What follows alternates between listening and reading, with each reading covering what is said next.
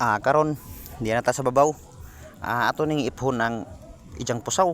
Unja ako pong i sulti ninyo ang punto aning lubiha kining sangutana.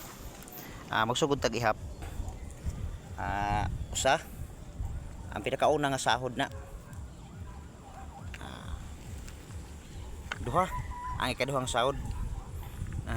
Tulo mo ni soronon. Din upat. Din lima. Din unom. Mo na ijang pusaw guys. Sunod ka jo. Upat na untay sahod na ni karon kay soronon naman to. Gidaot mas bakukang, gikutkut man.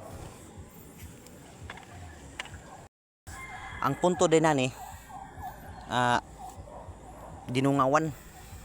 Ang ikaupat ka pusaw mo imong sukdon or timan-an igo mo gawas ang ikaupat nga pusaw diha kutob tapis man abot gina imo na ning putdan kini imbes kay kini imong putdan dili kay dinungawan man.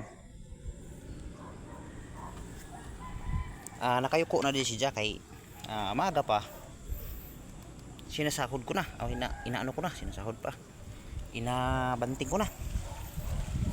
Ito yun yan diba sasahurin yan. Ito palang pangapat na to binakukang kasi sayang may tuba pa sana to ngayon. Pinutol ko na lang kasi wala yan pangit. Tingnan natin yung laman. Puno yung laman niya.